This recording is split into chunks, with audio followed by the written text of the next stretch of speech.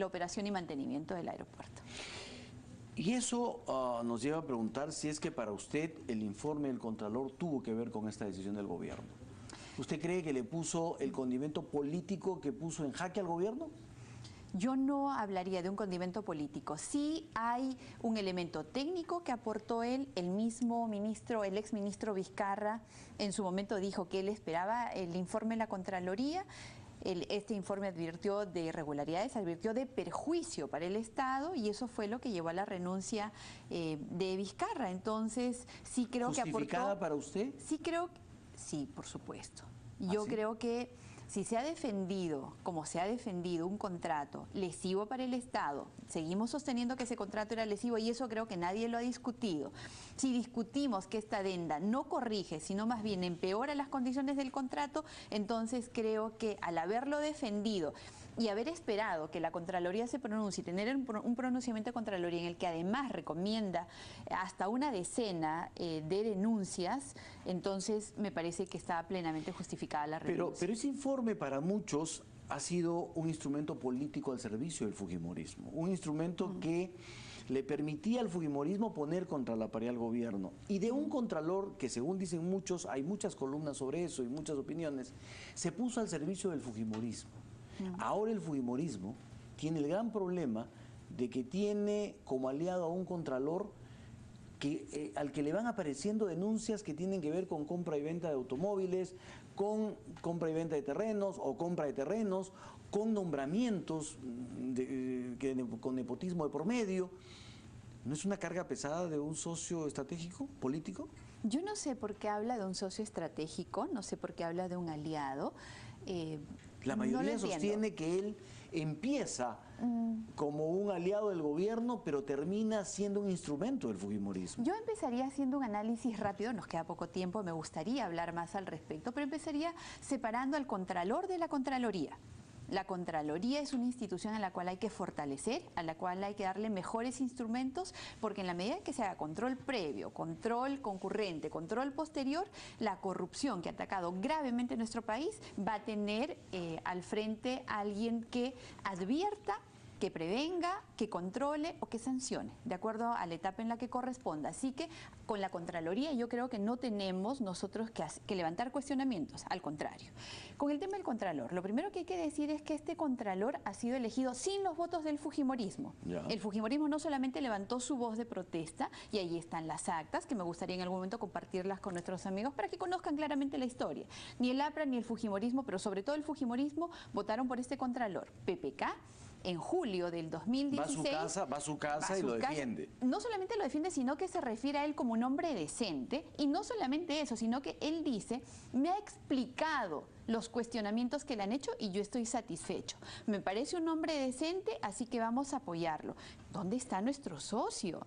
Pero ¿Cuál después, socio? ¿Cuál aliado? Pero después el Contralor empieza a tener actitudes contra el gobierno. Empieza a hacer su trabajo. Yo no creo que haya sido contra el gobierno, porque yo no creo que levantar alertas, cuestionamientos en el marco de sus atribuciones con respecto a la compra de patrulleros, que fue el primer, digamos, si podríamos hablar, como dice usted, enfrentamiento con el gobierno, que yo no lo calificaría como tal de ninguna manera, sino más bien estaba haciendo su trabajo, entonces ya no nos gusta. ¿Qué es eso? O sea, ¿era decente o no era decente? ¿Estaba de acuerdo o no estaba de acuerdo? Y luego se presenta esta denuncia contra el Contralor al Congreso de la República y también al Ejecutivo. No es una denuncia que solamente haya conocido el Congreso. Eso hay mucha gente que ha dicho por qué el Ejecutivo la ha tenido guardada y por qué la saca ahora. Pero yo le pregunto, dado que usted ya hizo la separación entre Contraloría y Contralor, que me parece muy oportuna.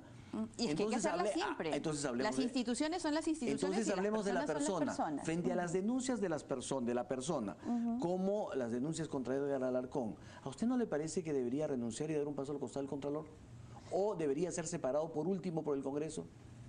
En el Congreso de la República hay una denuncia que está teniendo el tratamiento que corresponde. Este martes está convocada la sesión de Consejo Directivo que debe tomar cuenta de la solicitud de remoción que ha hecho el congresista Javier Velázquez y del archivamiento que se ha tenido en la Subcomisión de Acusaciones Constitucionales.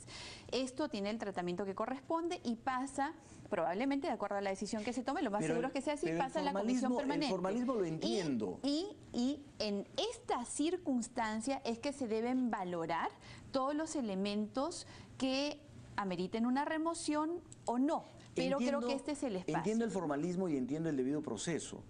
Que hay que respetarlo siempre. Pero la condición de Contralor General de la República no implica la condición de una persona que no debería tener ningún tipo de señalamiento, denuncia, cuestionamiento, y no debería en todo caso, políticamente, tener una solución que debería ser la renuncia. Yo estoy totalmente de acuerdo en que la persona que ejerza el cargo de Contralor de la República debe ser una persona sobre el cual no existan mantos de duda, sobre todo como el que existe. Y por eso es que me remito al pasado y leo el fujimorismo no apoyó al Contralor Edgar Alarcón. Fue un Contralor elegido por la mayoría humanista de ese momento y ratificado por el presidente Pedro Pablo Kuczynski y su mayoría, y su además bancada. Así que separando las cosas para que no digan es el aliado, es su socio y entonces ustedes lo están protegiendo, no es así. En el fujimorismo no tenemos la convicción de blindar a absolutamente nadie. Por lo tanto, si sobre el Contralor pesan dudas, hay que recordar que la renuncia es voluntaria.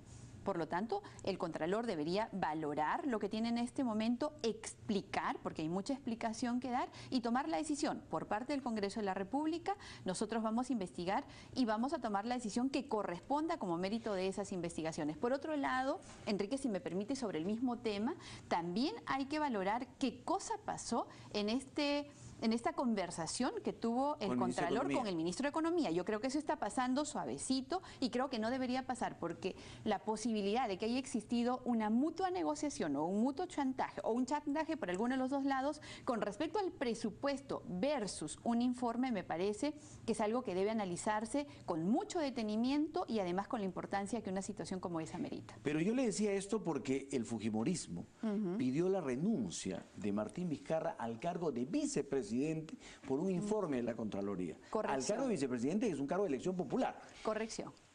No pedimos la renuncia. Ahí están las palabras de Luis Galarrete, están las palabras de Salaverry. La mía también. ¿Sí? Sí, la mía también. Lo que yo dije a la pregunta es que si uno quisiera ser coherente, porque no podemos separar otra vez, repito, instituciones y personas, que es lo mismo que acabo de decir. La institución es una, la persona es otra. La persona, en este caso, tanto el ministro como el vicepresidente son la misma persona. Y entonces, si esta persona no ha tenido la responsabilidad política suficiente para poder enfrentar un tema como este, en consecuencia, y siendo coherentes, él debería renunciar. Repito, siempre recordando que la renuncia es voluntaria. Eso es lo que pienso. Pero como no eso es lo que pensaba Daniel Salaverry. No escuchamos lo mismo con respecto al Contralor.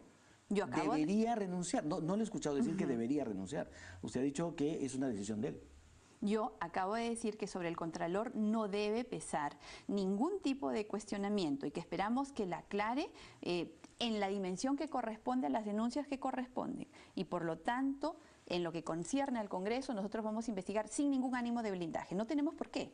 Además, la Contraloría debe mantenerse en la dimensión de ejercicio del control que corresponde a una persona de carácter intachable. Muy bien. Y apelando a esa misma coherencia, consistencia, el tema de las computadoras en el Congreso. Ha salido un informe sumamente negativo para con la gestión de esa compra de computadoras. Y ahí se señala que había un perjuicio con los recursos del Estado. ¿Cuál compra? La compra de las computadoras. Pero si no se ha comprado ni un cable, ni un mouse. Pero era el ni un teclado. El intento de la compra de las computadoras. No se ha comprado absolutamente nada. ¿En cuánto sale esta posible digamos, mala gestión en la compra, que no es tal porque se hizo de acuerdo a lo que la normativa de contrataciones del Estado establecía en ese momento? Cambió, justamente en esos días cambió esta modalidad de contratación. Y se tuvo un informe de Contraloría que advertía de riesgos, ni siquiera de irregularidades, sino de riesgos. Administrativamente se tomaron las decisiones que correspondían y se separó a las personas que estuvieron directamente... ¿Para ustedes eso es suficiente? Sí, y se separó a las personas que estuvieron directamente relacionadas con este proceso. ¿No hay una responsabilidad política? Se suspendió la compra, no ha existido ni podría existir perjuicio cuando la compra no existió en ningún sentido. No se ha comprado, como le repito, ni un mouse, ni un cable, ni un teclado, absolutamente nada. Entonces, ¿cuál sería el perjuicio que habría ocurrido al arca pública, en este caso la del Congreso? ¿Esa es la defensa del fujimorismo? no creo que tenga que existir el término defensa del fujimorismo en un proceso que no ha existido, Enrique. ¿Para usted entonces no hay responsabilidad política? Es que no existió el proceso. Inmediatamente de haber tomado conocimiento, se sometió a una investigación en el espacio que corresponde más, porque hay que recordar que esto no es algo que corresponda ni siquiera a la mesa directiva. Estoy respondiendo porque usted me está preguntando y por transparencia hay que dar las explicaciones, pero ni siquiera es algo que corresponda directamente a nosotros. Tomaron las decisiones administrativas que correspondían, separaron a los funcionarios que estuvieron directamente relacionados con el proceso de compra y no ocurrió la compra. ¿Dónde habría perjuicio? Me gana el tiempo y tengo que hacerle dos preguntas más, y por eso voy a saltar a otro tema. Dos temas más. ¿Van a insistir en esta ley y van a aprobar esta ley que impide que las empresas que se asociaron con las empresas brasileñas o Odebrecht tengan prohibición para contratar con el Estado? El decreto de urgencia 003 es un decreto pensado para garantizar la cadena de pago. Esta cadena de pago estamos viendo que no se ha garantizado. Por el contrario, hay una asociación de proveedores que están reclamando que se les pague. Y si este no cumple el objetivo que tiene, y por el contrario, producto del debate, porque esto es algo que ni siquiera se ha debatido, solamente se ha expuesto, apenas ha iniciado, se demuestra que no garantiza cadena de pago y que puede garantizar impunidad, entonces habrá que hacer los correctivos que corresponden. ¿Implica aprobar esa ley? Implica hacer los correctivos que corresponda. No significa que una ley deba aprobarse tal cual está, implica que se debe debatir y se debe hacer aprobar, en este caso, lo que mejor responda a los intereses del país. Lo que ha dicho el presidente de la República en el Congreso tiene todo el derecho de llamar a los ministros y a los funcionarios para pedirles explicaciones. ¿Les suena a ustedes como una especie de reivindicación o reconocimiento frente a lo que dijo el premier Zavala de abuso de poder? Me parece que si es que esta vez él estuviese hablando en serio, porque puede que mañana diga algo diferente, está entendiendo, si es que está ahora diciendo lo que siente, está comprendiendo cómo funciona la democracia, en qué consiste la división y equilibrio de poderes y en qué consisten también los mandatos constitucionales para cada poder. Muy bien, y finalmente, el presidente de la República ha hablado del tema de la salud de Alberto Fujimori y ha dicho que eso hay que verlo mediante una ley para beneficiar a 100 personas. ¿Ustedes están de acuerdo?